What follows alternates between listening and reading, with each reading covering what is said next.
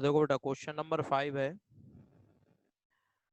Construct a 3 by 4 matrix whose elements are given by. ठीक है, तो हमें एक 3 by 4 ऑर्डर की मैट्रिक्स कंस्ट्रक्ट करनी है। ठीक है, तो सबसे पहले यहाँ पर अगर हमें एक मैट्रिक्स जिसका ऑर्डर 3 by 4 है, ठीक है, ए आई जे, ऑर्डर कितना है इसका 3 by 4, जो हमें कंस्ट्रक्ट करनी है। इसका मतलब इसमें 3 रो हैं और 4 कॉलम्स हैं। ठीक है, तो अगर इस मैट्रिक्स में 3 रो एंड 4 कॉलम्स है तो सबसे पहले इस मैट्रिक्स को लिख लेते हैं।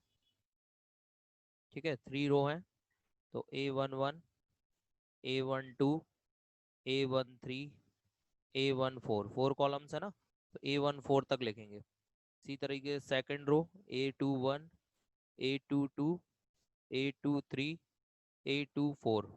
ठीक है, इसी तरह से थर्ड रो लिखेंगे। थर्ड रो है A31, A32, A33 and A34।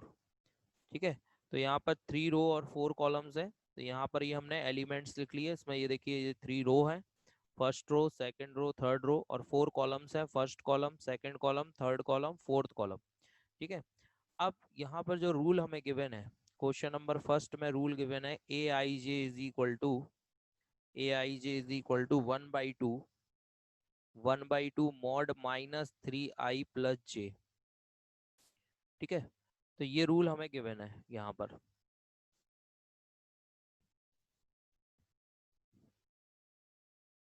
ठीक है बेटा, -3i+j, ये मॉड में है।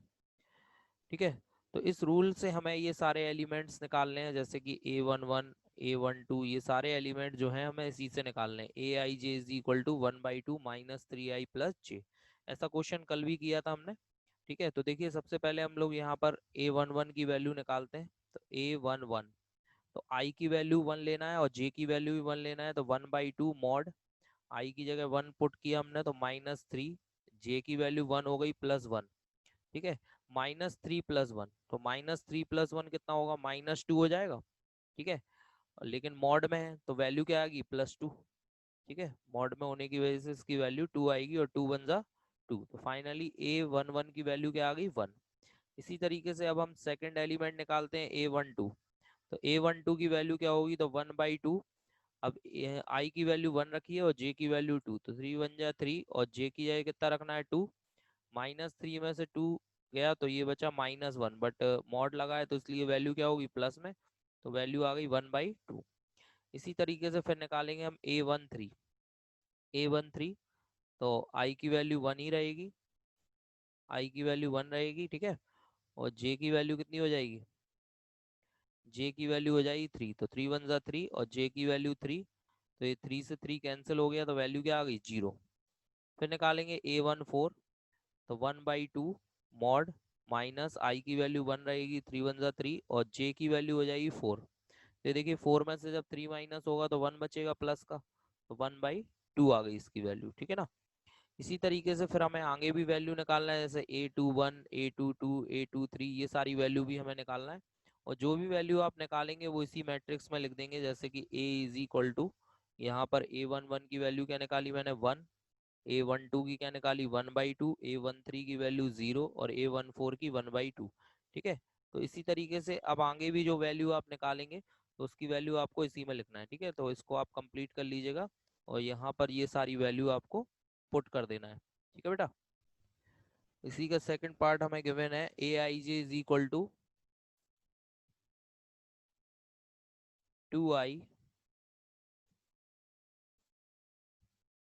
2i - j। ठीक है, ये इसका सेकंड पार्ट है, तो ये भी आपको होमवर्क में करना है, ये भी होमवर्क में है। मैट्रिक्स यही रहेगी जो गिवन है, बस आपको एलिमेंट इस रूल से निकालना है। ये जो सेकंड रूल है ना, इससे आपको एलिमेंट्स निकालना है। ठीक है, और फर्स्ट वाला तो आपको कंप्लीट करना ही करना है।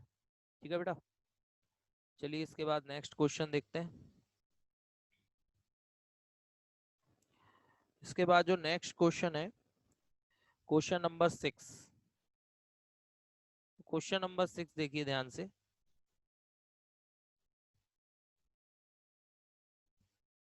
क्वेश्चन नंबर 6 में बेटा, find the value of x, y and z from the following equations. कुछ इक्वेशन दी हुई है, जैसे एक मैट्रिक्स बनी हुई है,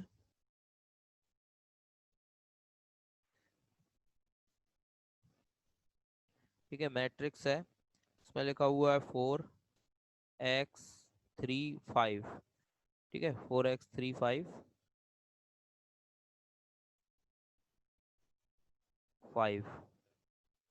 इक्वल में फिर एक दूसरी मैट्रिक्स है, इसमें लिखा हुआ है y z 1 5 ठीक है, ये गिवन है। अब देखो ये दोनों मैट्रिक्स का ऑर्डर सेम है, तो दो मैट्रिक्स जब भी इक्वल होती हैं जब उनका ऑर्डर सेम हो और साथ ही साथ उसके जो कॉरस्पॉन्डिंग एलिमेंट्स है वो भी सेम होने चाहिए, ठीक है। तो कॉरस्पॉन्डिंग एलिमेंट्स का मतलब क्या हुआ, जैसे कि देखो यहाँ पर फर्स्ट एलिमेंट क्या है 4 है, और यहाँ फर्स्ट एलिमेंट क्या है y है, तो इसका मतलब ये दोनों इक्वल होंगे, तो y इज इक्वल टू होगा यहाँ पर 4, ठीक है। इसी तरीके से देखो यहाँ पर सेकंड एलिमेंट क्या है 3 है, यहाँ पर सेकंड एलिमेंट कितना है z है, तो इसका मतलब जो z की वैल्यू होगी वो किसके इक्वल होगी, 3 के इक्वल। इसी तरीके से यहाँ देखिए ये x है, और यहाँ पे नेक्स्ट एलिमेंट क्या है, यहाँ पर 1 है, ठीक है, तो यानी कि z x की वैल्यू किसके इक्वल होगी, 1 के इक्वल, ठीक है। और 5 तो 5 के इक्वल है ही। तो इस तरीके से हम एक्स वाई जेड की वैल्यू बिल्कुल आसानी से निकाल सकते हैं, x की वैल्यू 1 आ गई, y की 4 और z की 3, ठीक है, ये इसका फर्स्ट पार्ट था। इसी तरीके से अगर हम सेकंड पार्ट देखें, तो सेकंड पार्ट देखो बेटा ध्यान से, सेकंड पार्ट में गिवन है हमें matrix x+y 2 5+z 5+z and x into y, ठीक है, इक्वल में गिवन है 6 5 2 8 6 5 2 8, ठीक है। अब यहाँ भी दोनों को कंपेयर कराते हैं दोनों तरफ, ऑन कंपेयरिंग, तो जब आप कंपेयर कराएंगे तो देखिए यहाँ पर x+y, ठीक है, x+y किसके इक्वल आ रहा है बेटा, 6 के इक्वल आ रहा है, तो यहाँ आप लिख देंगे x+y इज इक्वल टू 6, इसको आप इक्वेशन फर्स्ट लेट कर लीजिए, ठीक है। इसी तरीके से आप देखिए नेक्स्ट 2 तो 2 के इक्वल है ही, ठीक है ना। इसी तरीके से 5+z किसके इक्वल आ रहा है बेटा, 5 के इक्वल आ रहा है, तो यहाँ हम लिखते हैं 5+z इज इक्वल टू 5, तो यहाँ आप देख रहे हैं कि 5 से 5 कैंसिल हो जाएगा, तो z की वैल्यू कितनी आ जाएगी बेटा, z की वैल्यू आ जाएगी 0, तो z तो आ ही गया हमारे पास सीधे सीधे, ठीक है, z की वैल्यू 0 आ गई। इसके बाद फिर यहाँ पर देखिए फोर्थ एलिमेंट क्या है, x इंटू वाई, और यहाँ कितना लिखा हुआ है 8, तो यहाँ पर हम लिख सकते हैं x into y is equal to 8, x into y is equal to 8, और ये हो गई इक्वेशन नंबर 2, ठीक है बेटा। तो x plus y is equal to 6 and x into y is equal to 8, ठीक है, ये दो इक्वेशंस दी हुई हैं, इन इक्वेशंस को आपको सॉल्व करना है। तो कैसे सॉल्व करेंगे उसके लिए देखिए यहाँ पर नॉर्मली आप लोग क्या करते हैं, जैसे इससे सेकंड इक्वेशन से आपने x की वैल्यू निकाल ली और उठा के फर्स्ट इक्वेशन में रख दी, क्वाड्रेटिक बनेगी, क्वाड्रेटिक इक्वेशन को सॉल्व कर लिया, दो वैल्यू आएंगी, ठीक है, वो आंसर हो जाएगा, ठीक है। जनरली थोड़ा सा और इजी मेथड यहाँ पर हम बिना क्वाड्रेटिक बनाए भी कर सकते हैं, ठीक है। तो यहाँ पर मैं आपको एक दूसरा मेथड बता रहा हूँ जो कि आपको यूज करना चाहिए, ठीक है। जब भी आपके पास एडिशन और मल्टीप्लिकेशन यानी दो अननोन वैल्यू एक्स और वाई जिनका आपके पास सम और प्रोडक्ट है, ठीक है, तो आप हमेशा इसका डिफरेंस निकाल लिया करें इस फॉर्मूले से। ये आइडेंटिटी है x माइनस वाई का whole square is equal to x plus y का होल स्क्वायर माइनस 4xy, ठीक है। तो देखो बेटा ये x माइनस वाई का whole square is equal to x plus y की वैल्यू कितनी है यहाँ पर 6, तो 6 का स्क्वायर, और माइनस 4x इंटू वाई की वैल्यू कितनी है बेटा 8, ठीक है।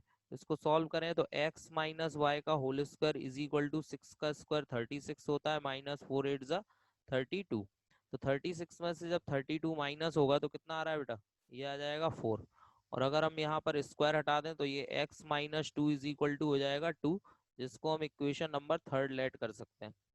अब हम क्या करें कि इक्वेशन थर्ड और फर्स्ट को ऐड कर दें, तो फ्रॉम इक्वेशन, ठीक है, from from equation first plus equation third. ठीक है, तो क्या कर रहे हैं हम, इक्वेशन फर्स्ट और थर्ड को ऐड कर दे रहे हैं।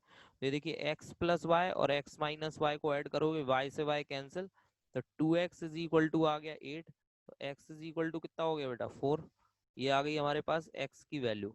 ठीक है, इसी तरीके से फिर यहाँ पर हम लोग x की वैल्यू अगर फर्स्ट में रख दें तो x की वैल्यू 4 फर्स्ट में रख दी, 4 plus y is equal to 6। तो y इज इक्वल टू कितना आ गया 2। ठीक है, तो ये आ गई x और y की वैल्यू 4 2, और z की तो पहले ही निकाल ली थी हमने 0। ठीक है, तो इस तरीके से हमने x y z की वैल्यू फाइंड आउट कर ली है। ठीक है बेटा, क्लियर हो गया सभी को। अब इसी का जो थर्ड पार्ट है, ठीक है, थर्ड पार्ट और मैं आपको बता देता हूँ।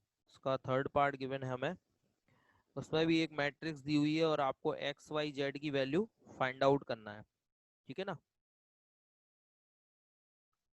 तो देखो बेटा थर्ड वाले पार्ट में सीखे, आपको मैट्रिक्स दी हुई है, इसमें लिखा है x plus y plus z और एक्स प्लस जेड, ठीक है, एंड वाई प्लस जेड। ठीक है, और इक्वल में लिखा हुआ है यहाँ पर, इक्वल में दिया है 9 5 एंड 7, 9 5 एंड 7। ठीक है, इक्वल में ये दिया हुआ है। तो यहाँ पर भी आप कंपेयर कराना, तो x plus y plus z किसके इक्वल आ जाएगा 9 के, x प्लस जेड किसके इक्वल आ जाएगा 5 के, और y प्लस जेड किसके इक्वल आ जाएगा 7 के। फिर क्या करना है, जब थ्री इक्वेशंस आ गई हमारे पास, तो अब आप x प्लस जेड जो होगा ये इसकी वैल्यू उठा के फर्स्ट में रख देना, तो आपको मिल जाएगी y की value.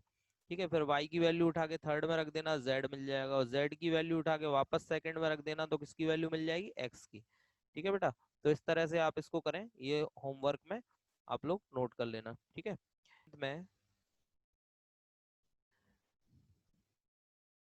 Find the value of a b c d from the equation. ठीक है, तो यहाँ भी मैट्रिक्स दी हुई है, इसमें ए बी सी डी निकालना है, ए माइनस बी, ठीक है, 2a माइनस बी, ठीक है, 2a plus c and 3c plus d is equal to, ये यहाँ पे -1 0 5 एंड 13। ठीक है, ये गिवन है। तो यहाँ पर हमें ए बी सी डी की वैल्यू निकालना है, तो यहाँ भी हम क्या करेंगे, कंपेयर करा लेंगे दोनों तरफ, ऑन कंपेयरिंग।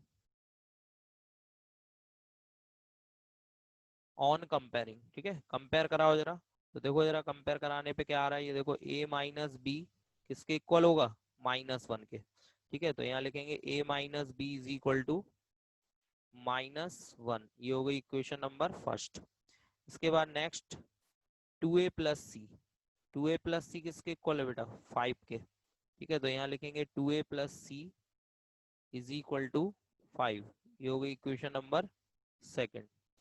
फिर इसके बाद नेक्स्ट देखें, 2a minus b, 2a minus b किसके इक्वल है बेटा 0 के। तो यहाँ हम लिखेंगे 2a minus b, 2a minus b is equal to 0, this is equation number third. यहाँ पर ये आ गया था 3c प्लस डी पर पहुंच गए थे हम, तो 3c प्लस डी, ठीक है, इसकी वैल्यू किसके इक्वल है बेटा 13 के। तो ये वैल्यू हो गई 3c plus d is equal to 13। ठीक है, और इसको हमने इक्वेशन नंबर 4 लेट कर लिया। अब इन सारी इक्वेशंस को सॉल्व करके हमें ए बी सी डी की वैल्यू फाइंड आउट करना है। तो ध्यान से देखिए, अगर हम यहाँ पर इक्वेशन फर्स्ट और थर्ड को माइनस कर दें, सब्ट्रैक्ट कर दें, तो बी से बी कैंसिल हो जाएगा। तो यहाँ हम क्या कर रहे हैं, from equation first minus equation third. Equation first में से इक्वेशन थर्ड को माइनस कर दो बेटा, तो a minus b is equal to -1 and 2a minus b is equal to 0। Minus करेंगे तो ये माइनस, ये प्लस हो जाएगा। ठीक है, और ये तो 0 है खैर। तो यहाँ पे देखो b से b तो कैंसिल हो जाएगा आपका, और 2a में से ये गया तो माइनस a, और यहाँ पर बचा -1, माइनस से माइनस भी कैंसिल कर दें तो a की वैल्यू कितनी आ गई फाइनली, a की वैल्यू आ गई आपकी 1। ठीक है बेटा, तो a की वैल्यू 1 आ गई है। इसके बाद आपको a की वैल्यू पुट करना है इक्वेशन सेकंड में। ठीक है, इक्वेशन सेकंड में a की वैल्यू पुट कर दो, तो फ्रॉम इक्वेशन सेकंड, तो a की वैल्यू 1 रख दी, तो 2 plus c is equal to 5। ठीक है 5, तो c कितना आ गया बेटा 5 माइनस 2 3, तो c की वैल्यू आपके पास आ गई 3। अब क्या बचा है आपके पास, d की वैल्यू और b की वैल्यू, तो b निकालना है फर्स्ट में रख दो, तो from first from equation first equation में रख दें, अगर ए की value 1, 1 minus b is equal to -1, 1 उधर जाएगा तो 1 भी माइनस का हो जाएगा, तो ये -2 हो गया, माइनस से माइनस कैंसिल, तो बी की वैल्यू क्या आ गई बेटा 2, बी की वैल्यू 2 आ गई। अब इसके बाद फिर हमें यहाँ पर डी की वैल्यू और निकालना है, तो डी की वैल्यू फोर्थ से निकाल लो, तो फ्रॉम इक्वेशन फोर्थ, तो इक्वेशन फोर्थ में सी की वैल्यू रख दो, सी की वैल्यू 3 है, 3 3 जा 9 plus d is equal to 13, ठीक है। तो d इज इक्वल टू 13 में से 9 माइनस हुआ तो कितना आ गया बेटा 4, तो d की वैल्यू आ गई यहाँ पर 4। क्लियर बेटा, तो इस तरीके से हमने ए बी सी डी चारों की वैल्यू फाइंड आउट कर ली है, ठीक है। इसके बाद देखें क्वेश्चन नंबर 8 देखते हैं।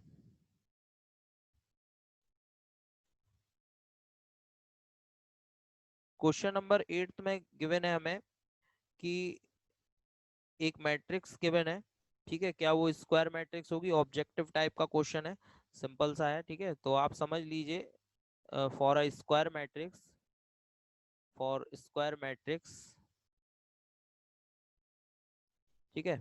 तो स्क्वायर मैट्रिक्स क्या होती है, number of row is equal to number of column, ठीक है, ये कंडीशन है फॉर स्क्वायर मैट्रिक्स। रो और कॉलम हमेशा कैसे होते हैं, बराबर होते हैं, m this is number of row and this is number of column. तो in a square matrix always number of row is equal to number of column, यानी एम और एन हमेशा क्या होंगे, इक्वल। तो ऐसी मैट्रिक्स जिनमें एम और एन इक्वल हो उन्हें हम स्क्वायर मैट्रिक्स कहते हैं, ठीक है। इसके बाद अगर क्वेश्चन नंबर 9 देखें हम लोग, क्वेश्चन नंबर 9 में फिर हमें यहाँ पर एक्स वाई जेड की कुछ वैल्यूज निकालनी है। तो यहाँ पर देखिए दो इक्वेशन हमें, दो मैट्रिक्स दी हुई है, 3x+7, ठीक है, y+1, ठीक है, 5, 2 - 3x, और फिर दूसरी मैट्रिक्स है यहाँ पर 0 8 और y-2 और 4, ठीक है। और यहाँ पर वो कह रहा है कि ये दोनों मैट्रिक्स अगर इक्वल हो तो बताइए एक्स और वाई की क्या पॉसिबल वैल्यूज हो सकती हैं, या हो सकता है एक्स और वाई की वैल्यू ही ना निकले। तो आपको बताना है कि अगर निकल रही हैं तो क्या निकल रही हैं, और नहीं निकल रही तो क्या नहीं होंगी, ठीक है। तो ध्यान से देखिए जरा, इसको अगर कंपेयर कराएं तो 3x+7 किसके इक्वल है बेटा, 0 के, 3x+7 0 के इक्वल है। तो यहाँ से रखें 3x+7 इज इक्वल टू 0, तो 3x इज इक्वल टू कितना आएगा, ये आ जाएगा -7। तो finally x is equal to -7/3 आ जाएगा। तो x की वैल्यू यहाँ से -7/3 आई। बट हम देख रहे हैं यहाँ एक वैल्यू और आ रही है x की, जो कि यहाँ से आ जाएगी, ठीक है। अगर हम 2 - 3x को 4 के इक्वल रखें तो यहाँ से भी एक वैल्यू x की मिलेगी हमें। तो 2 - 3x इज इक्वल टू 4 रख दिया हमने, तो यहाँ से कितना मिल रहा है बेटा, -3x इज इक्वल टू 4 में से 2 माइनस हुआ 2, तो x आ गया -2/3। तो यानी हमारे पास दो डिफरेंट वैल्यू आ रही है x की, ठीक है।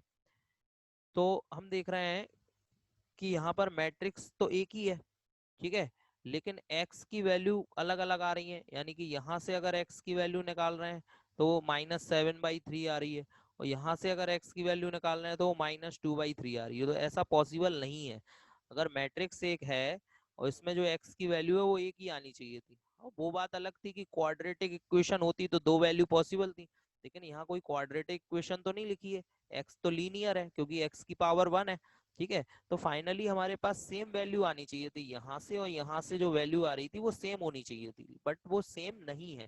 तो इसका मतलब यहाँ पर हमें जो वैल्यू है वो फाइंड करना पॉसिबल नहीं है। तो यहाँ पर आंसर क्या होगा का, नॉट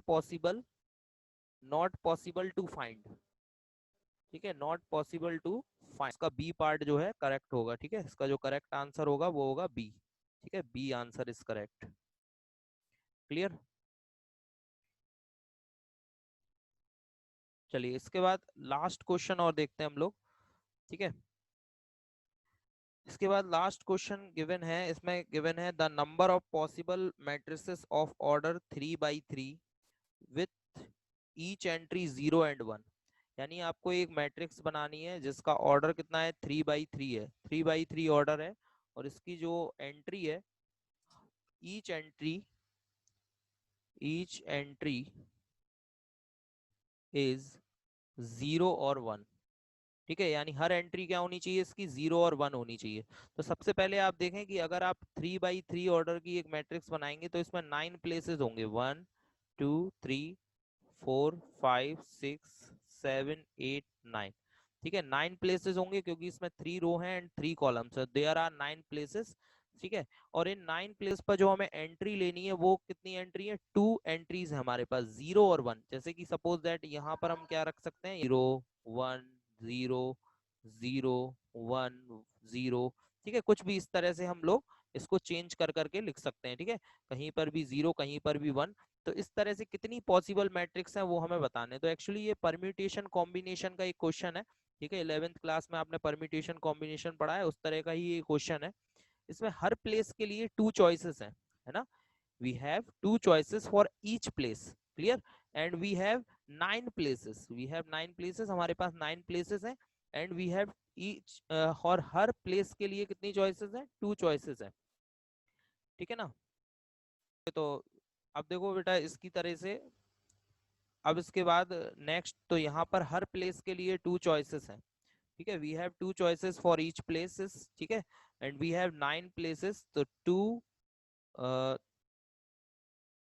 ये हो जाएगा 2 इंटू 2 इंटू 2 इंटू 2 इंटू 2, अब टू कितने टाइम्स, 9 टाइम्स। ठीक है, 9 टाइम्स इसको मल्टीप्लाई कर दो, तो फाइनली ये वैल्यू हो जाएगी 2 की पावर 9, और 2 की पावर 9 होता है 512। ठीक है, ये इसका 512। आंसर होगा।